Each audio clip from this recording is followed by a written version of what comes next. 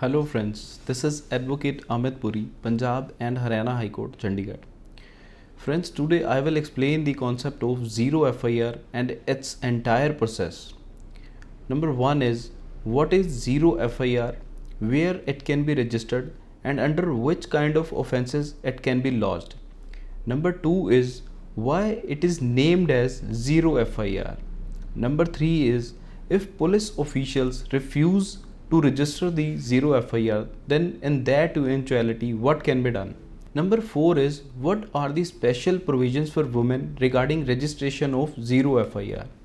Number 5 is what are the legal provisions for the registration of zero FIR in our criminal law. So we will discuss one by one the entire process of zero FIR. In general, whenever any offense has been committed, and if any person is aware about the commission of that offense, can give information to the police and can lodge the FIR. In general, where the offense has been committed, FIR can be registered at that place. But the concept of zero FIR, that kind of useful method according to which FIR can be registered at any place irrespective of the jurisdiction. For example, if any offense has been committed in Haryana's Panipat city, then FIR can be lodged in Punjab's Patiala city. When such an FIR has been registered, that FIR is called zero FIR. Next question is, in which kind of offences this kind of zero FIR can be registered? Answer is, there are two types of offences in our criminal law. Number 1 is cognizable offence. Number 2 is non-cognizable offence. Cognizable offences are those offences which are heinous in nature, which are serious in nature.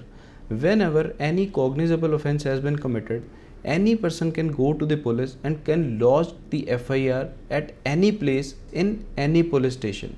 Next question is why it is named as zero FIR. In normal routine, whenever any offence has been committed, then FIRs are registered in local areas, in local police stations. And whenever any FIR has been registered, local police gives it a permanent number. But in case of zero FIR, zero FIRs are always lodged in non-jurisdictional police stations. Whenever such an FIR has been lodged, that police cannot give the permanent number to such FIR because they lack the proper jurisdiction. Whenever they register any zero FIR, they transfer to the jurisdictional police station, and then the jurisdictional police station gives the permanent number and start the legal proceedings. Next question arises, if police officials refuse to register the FIR, then what can be done in that scenario? In reality, it is the duty of the police to register the FIR whenever information of any cognizable offence has been given. But if police officials fail to register the FIR, then the complainant can send a written complaint to the concerned SP according to section 154(3) of CRPC. Even then, if police officials do not register the FIR, then in that eventuality, such police officers can be held liable for violating the rules and regulations notified by the Ministry of Home Affairs of Union of India, and such police officials can be held liable for criminal proceedings or departmental proceedings or for both. Next comes what are the special provisions for the women regarding the registration of zero FIR. Whenever any cognizable offence has been committed against any woman like acid attack, sexual harassment, any offence of rape has been committed, then any woman who is the victim can lodge FIR at any place, and if police officials denies, refuses or fails to register any FIR, then such concerned police officer can be held criminally liable under section 166A of IPC and can be punished from 6 months to 2 years. Next comes what are the legal provisions regarding the registration of zero FIR in our criminal law. In reality, there is no specific provision regarding registration of zero FIR in our criminal law. This concept of zero FIR is contemporary in nature. The main purpose of bringing this concept is to eliminate the issue of jurisdiction while registering the FIR. The concept of zero FIR had been recommended by the Justice Verma Committee, and according to that recommendations, necessary amendments were made in 2013.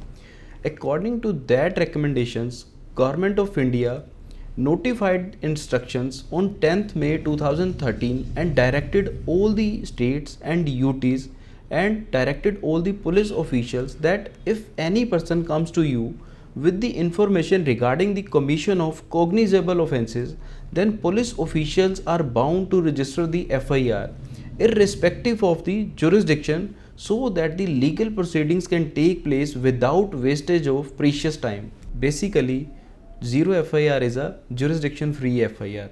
Whenever any cognizable offence has been committed, any person can give the information and can lodge the FIR at any place.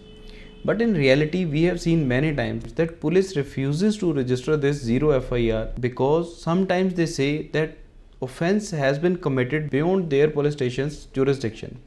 But in reality, this zero FIR come into existence only when the offense has been committed beyond jurisdiction. The basic purpose of bringing this concept of zero FIR is that sometimes police is under political pressure, sometimes there are some external recommendations, sometimes there is influence of money.